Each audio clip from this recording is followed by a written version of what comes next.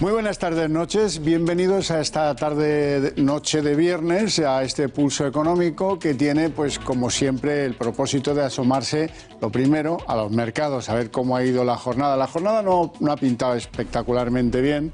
Hemos cerrado el IBEX 35 con una merma pequeña, 0,09%, 9.573,60 al cierre. Bueno, pues ahí estamos, que no acabamos de atrevernos con el 9.600. Las tres compañías que hoy han destacado por sus subidas en el mercado son la holding de Iberia y de Vueling. IAG continúa su ride 4,60% arriba y al cierre de la sesión 7,78%. La tecnológica Cellnex, que hoy recupera 2,39% y cierra en 41,53%. Y la constructora de la familia Entre Canales, Acciona, que hoy gana 2,23% y cierra en 94,05%. Aunque también ha sido, y mucho, protagonista en el día, Amadeus. ¿Por qué? Porque Amadeus ha superado en capitalización bursátil a Telefónica, nada más y nada menos. La compañía que ofrece software y servicios tecnológicos para la industria de la aviación capitaliza más en bolsa que Telefónica. ¿Qué les parece?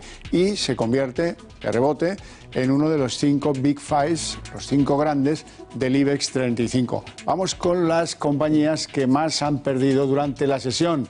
La primera del patrullón de los torpes, CaixaBank. CaixaBank ha perdido hoy 2,59% y al cierre marca 2,78%. MásMóvil hoy ha perdido 2,41% y marca al cierre 19,40%. Y Acerinox, que hoy también pierde 2,34% y al cierre marca 9,69%. Vamos a los fundamentales de la economía española. Pues no hay cambios. Aportación al crecimiento del Producto Interior Bruto, 0,4%. O sea que estamos en lo que, hasta que no se conozca el último trimestre, no va a cambiar este dato. El IPC, la inflación ya contiene los datos hasta diciembre, 0,8% de incremento de acumulado de los precios. O sea que esto ya está bendecido.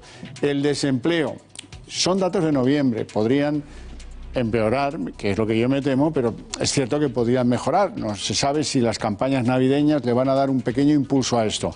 Según los datos de noviembre, el desempleo afecta al 13,92% de la población activa de todo el conjunto del país.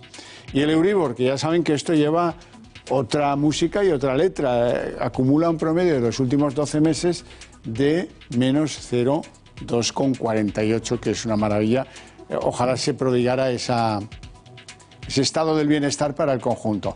Hay mucha gente que en estos días se está preguntando qué nos acecha en lo económico con este gobierno de coalición de Pedro Sánchez y de Pablo Iglesias. Bueno, pues hay escenarios, el paro, el déficit, la deuda, la huida de inversiones.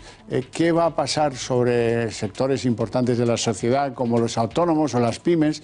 Y de eso vamos a hablar a partir de ahora con el economista de referencia del primer partido de la oposición en España, Daniel Lacalle. Lo hacemos pues a continuación.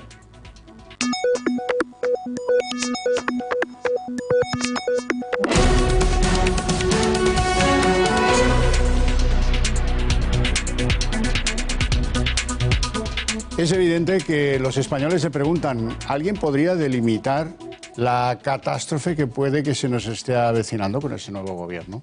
De ello vamos a hablar con alguien que seguro que algunas de estas noches no duerme pensando en eso. Don Daniel Lacalle. ¿Cómo está? ¿Cómo estás? Feliz año. Muy feliz año. Don Daniel, economista jefe de Tresis, asesor del líder de la oposición, Pablo Casado, en materia económica y hombre que está todo el día en la atalaya oteando el horizonte. Bien.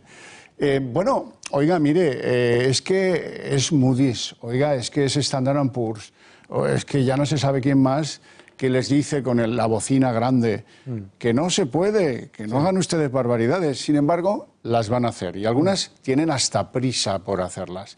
¿Cuáles son las que usted prevé para allá? Yo creo que van a ser la subida de impuestos y probablemente también la subida de los impuestos al trabajo desde bajo el subterfugio del salario mínimo interprofesional. Yo creo que esas son claramente sus dos primeras. Me acaba de poner el tono en suertes, porque el tema sustancial, los que estamos aquí haciendo difusión de la economía, es el empleo. Claro. Si eso se arreglase, oiga, lo demás casi que no importa, ¿no? Efectivamente. Vamos a ver. Por primera vez el Gobierno ha perdido su apuesta, una apuesta sostenida con la espada en alto desde enero del año pasado, usted se acuerda bien igual que yo, diciéndoles unos y otros, hasta The Economist, que pasa por ser una revista no precisamente de derechas, ¿no?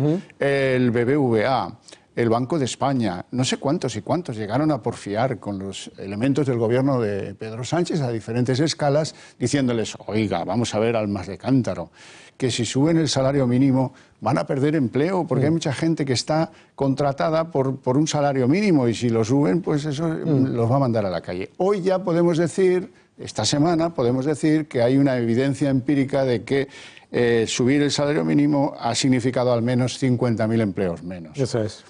Pero ellos, R que R, y que lo van a es una cuestión ideológica, no tiene absolutamente... Ellos saben perfectamente, y yo he tenido debates con sus economistas, saben perfectamente que tiene un impacto, sobre todo en las capas de empleo de menor productividad, los salarios más bajos, los más desfavorecidos. Eso es, jóvenes, empleadas de hogar, trabajadores de la agricultura. La agricultura, por ejemplo, ha sido muy evidente, ha sido prácticamente inmediato, pero es que es muy importante entender el engaño detrás de la subida del salario mínimo interprofesional por parte de este gobierno. ¿Qué es lo que hacen? Dicen, no, nosotros somos muy generosos, siempre con el dinero de los demás, y vamos a subir el salario mínimo interprofesional. Pero en realidad, con ello, automáticamente suben las bases mínimas de cotización, es decir, suben los impuestos al trabajo. De tal manera que prácticamente el 15% de los trabajadores reciben menos salario neto y además los que cotizan por la base mínima les sube el salario mínimo interprofesional, pero reciben 0 más de salario neto. En realidad es una subida de impuestos encubierta al trabajo. Y claro, para el empleador al empleador medio le supone un aumento de costes por contratar a alguien pues del 7% aproximadamente, hasta el 10% en algunos casos. Y con esta nueva que van a volver a añadir, es otra nueva subida de impuestos. En realidad, no se trata del debate sobre si tiene que haber un salario mínimo o no. En realidad, el problema aquí es que continúan poniéndole mayores escollos a la contratación vía impuestos. Y eso, claro, tiene un efecto devastador. El año pasado se crearon 180.000 puestos de trabajo menos que el año anterior, que ya era un año de ralentización, si recuerdas, y además se ha destruido empleo neto en los sectores más desfavorecidos. Ha sido un fracaso absoluto y además es un fracaso de tal nivel que lo único que puede decir en su descargo el secretario de Estado de la Seguridad Social es que no se ha destruido empleo, que se ha trasladado a la economía sumergida, que ya es más que ironía, me parece. Sí, claramente. Claro, usted y yo estamos hablando de evidencia cierta de empleo perdido. Sí. Datos Ministerio de Trabajo. Sí.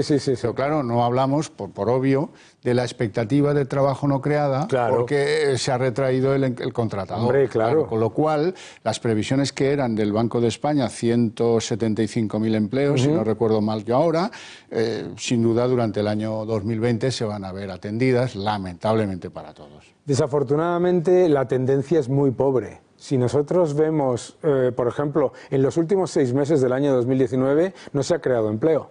El empeoramiento gradual del mercado de trabajo ha sido en un solo sentido, que ha sido a peor y además a peor con entornos favorables macroeconómicos y con entornos favorables estacionales.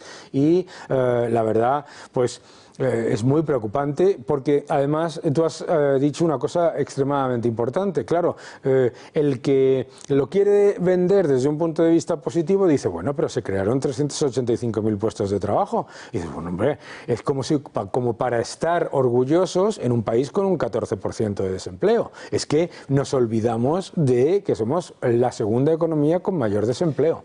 Y la última es insignificante. Eso es, claro. Bueno, entonces, en ese entorno desfavorable del empleo, etcétera, etcétera, ¿van a renunciar a esa bandera casi esencialista de revocar la reforma laboral del Partido Popular? Yo creo que no. Y además, en cualquier caso, y esto es lo más triste, yo creo que no, porque además esto de la reforma laboral es como una broma, porque el Partido Socialista ha hecho 3 reformas laborales que fueron precisamente... Fue el Partido Socialista el que introdujo el contrato temporal en este país, ¿no? Entonces, es todo ideológico, es todo de titular, pero lo más preocupante para mí no es que vayan a decir vamos a derogar la reforma laboral, sino que ya se está derogando en todos sus aspectos desde la legislación y desde la parte y desde la judicialización de muchos de los conflictos que se dan entre empresas y trabajadores.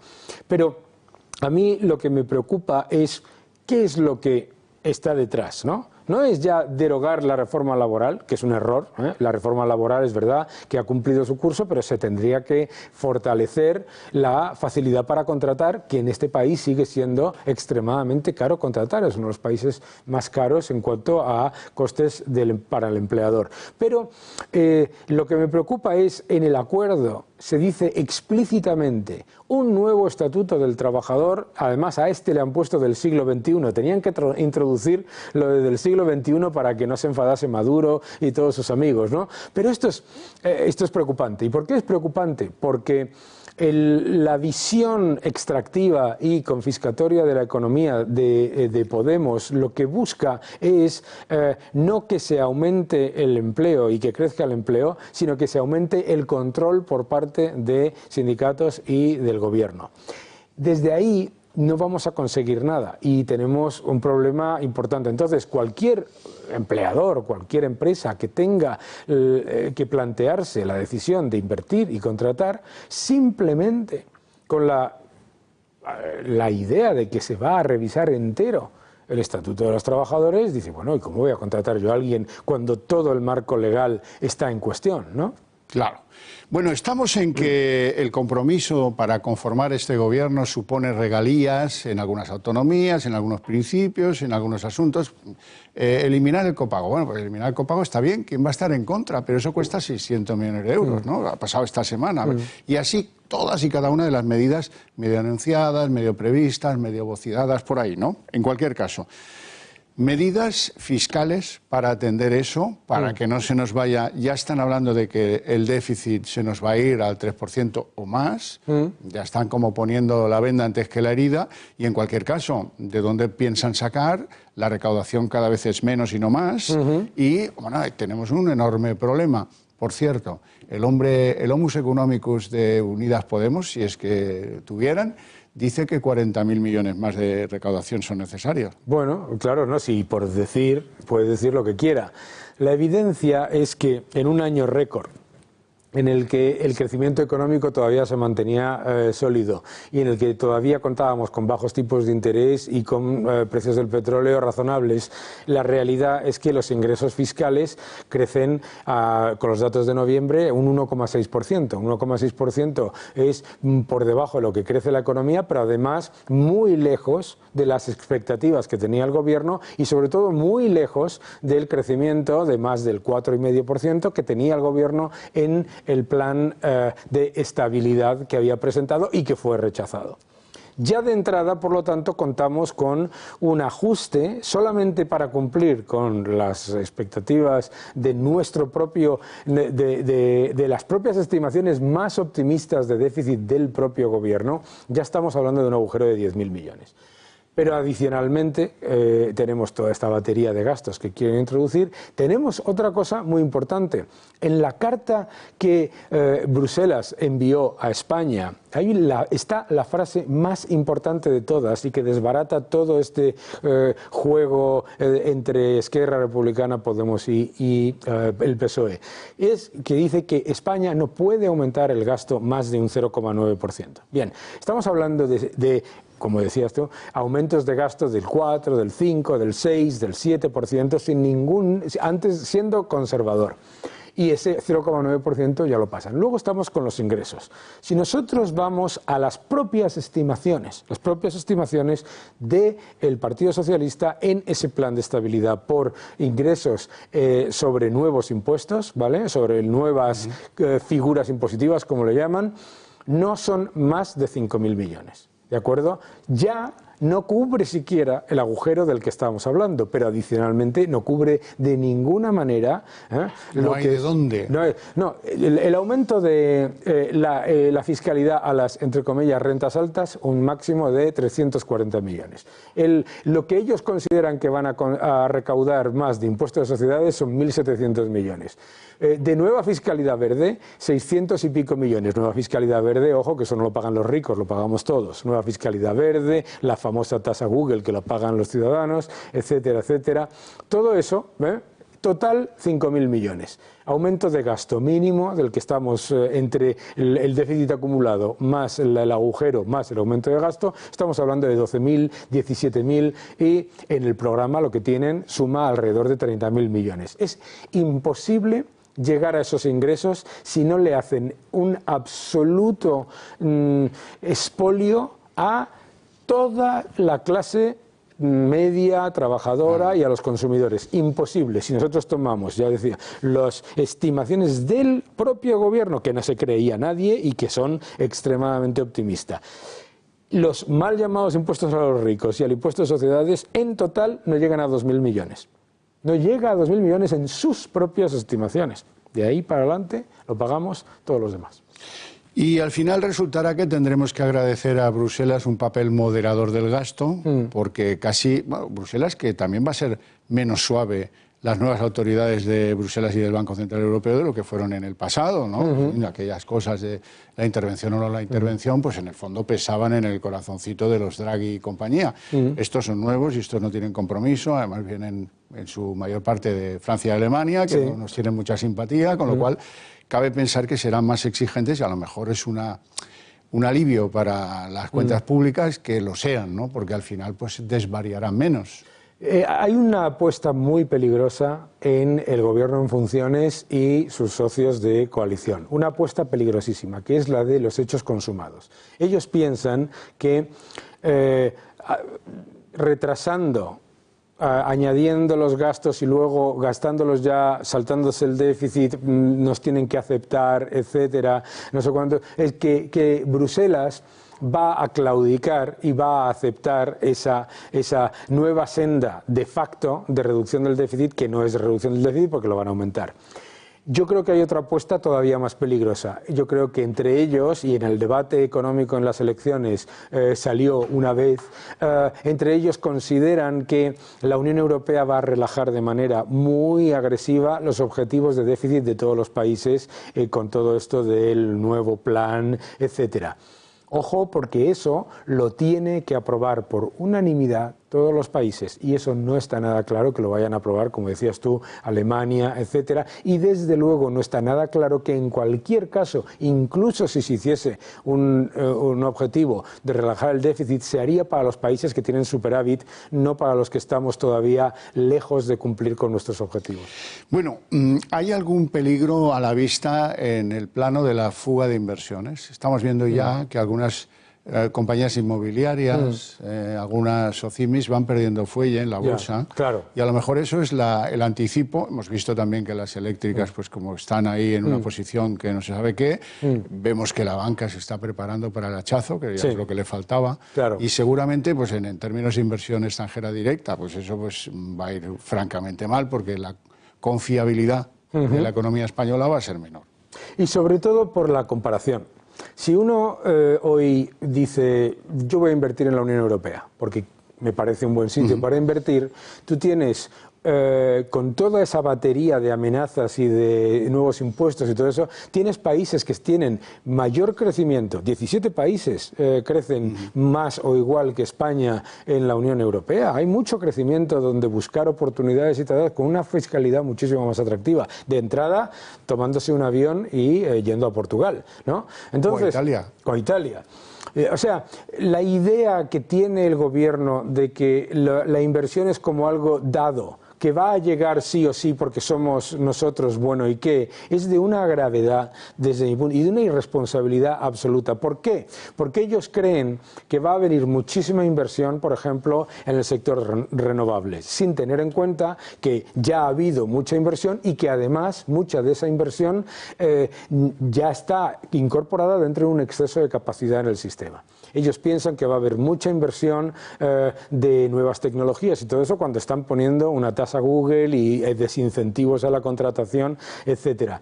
Yo creo que tienen una visión extremadamente optimista de España y de su fiscalidad comparado con el resto de la Unión Europea, y ya no vamos a entrar en comparado con el resto del mundo, que hay muchísimos otros países con muchísimo mayor crecimiento y una fiscalidad mucho más atractiva. Entonces, posibilidad de salida, hombre, yo creo que como mínimo lo que cualquier persona puede entender que nos esté viendo ahora mismo es que si una persona se estaba planteando invertir en España y van a cambiar de manera radical el Estatuto de los Trabajadores, la reforma laboral, la fiscalidad de empresas, consumo, medioambiental, tecnológica, financiera, etcétera. ¿Qué vas a hacer? Vamos, yo creo que es que nadie puede dudar, ni siquiera ellos, que vas a ralentizar y por lo menos posponer tus decisiones de inversión. Y eso, en un país que todavía está muy lejos de los niveles de inversión financiera directa que deberíamos tener,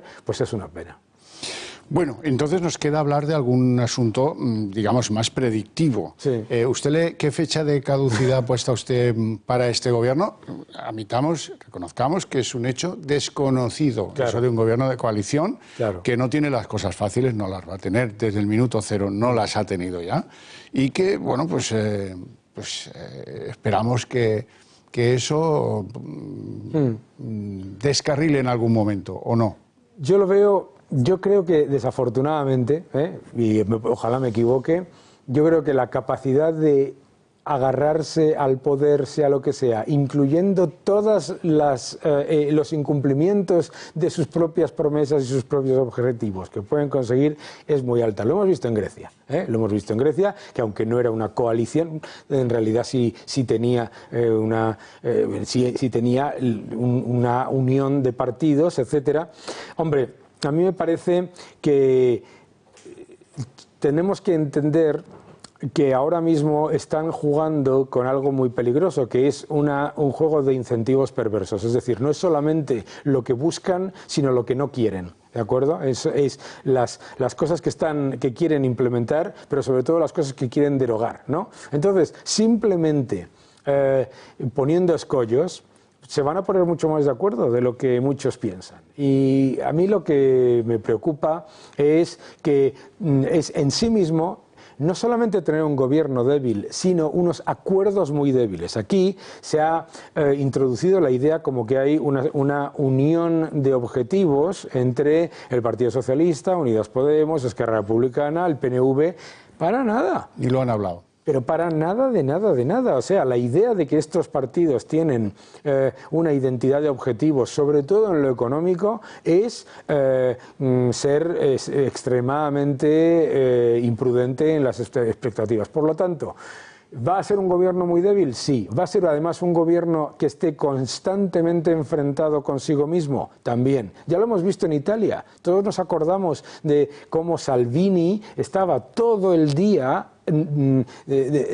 atacando la propia actividad del gobierno del que era coalición, ¿no? No lo sé, yo creo, no quiero vaticinar y tampoco creo que en cualquier caso se introdujese una situación fácil, porque imagínate, por ejemplo, que se rompe el acuerdo, ¿no? Se rompe el acuerdo y entonces estamos hablando de una moción de censura, pero ¿quién va a hacer esa moción de censura y con qué apoyos, etcétera? Tendríamos que hablar de nuevas elecciones. Claro, pero fíjese, estamos hablando de un debate de presupuestos que evidentemente se va a tener que producir casi en la primera parte, desde luego en la primera parte del año, la discusión al menos, ¿no? En ese encaje, pues Unidas Podemos con la vicepresidencia de los asuntos sociales, va a ser difícilmente reductible. Y además, como son francamente rupturistas y poco del diálogo, pues eso va a llevar a que el gobierno esté entre la espada en la pared de Bruselas y mantener esa especie de unidad en la cuerda floja, ¿no? Así es que, ¿usted cree que esos presupuestos están ligados en este momento? ¿O qué va a ser? No lo están, no lo están. Volvemos a los números. Ahora mismo, o sea, teniendo en cuenta el incumplimiento de nuestros propios objetivos, que es más que probable, más el aumento de gasto que viene exclusivamente del efecto base del aumento de gasto del año pasado, porque es acumulativo y anual.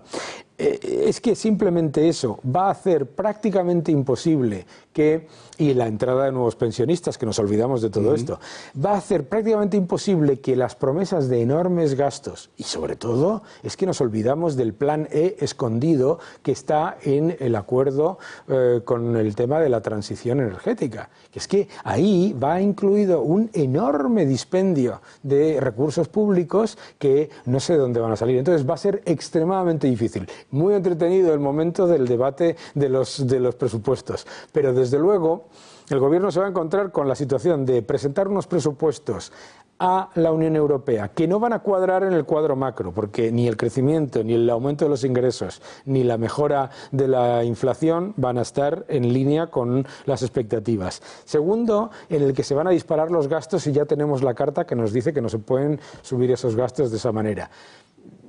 Lo veo muy complicado, la verdad, pero bueno, pero no solo con la seguridad social, que están los compromisos con el PNV, están los compromisos con Esquerra, están los compromisos y las regalías por detrás de todo lo que sostiene el gobierno. Si un ciudadano se lee el acuerdo Unidas Podemos-PSOE y lo traduce a impacto económico, casi punto por punto, vas añadiendo entre 1.000 y 1.100 millones de euros de gasto adicional o de nuevos impuestos. Pero claro, se van acumulando nuevos gastos adicionales a los que ya tenemos y los impuestos de los que hablan son todos impuestos con un poder recaudatorio bajísimo. En el año 2012, el aumento de recaudación por la subida de impuestos a las rentas más altas que se hizo fue 0.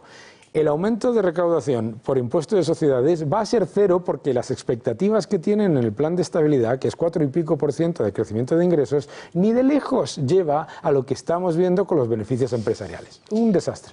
Bueno, no me dirán que no tienen argumentos para orientar los debates sobre qué va a pasar con la economía de este gobierno este fin de semana, que empieza en unas horas. Así es que, don Daniel Lacalle, muchas gracias. Esperamos equivocarnos. Eso es. Esperamos que, en fin, lo que sea, por el bien de este país, aunque en esas manos va a ser complicado. Va a ser complicado. Muchas gracias. Hasta el lunes. Buen fin de semana.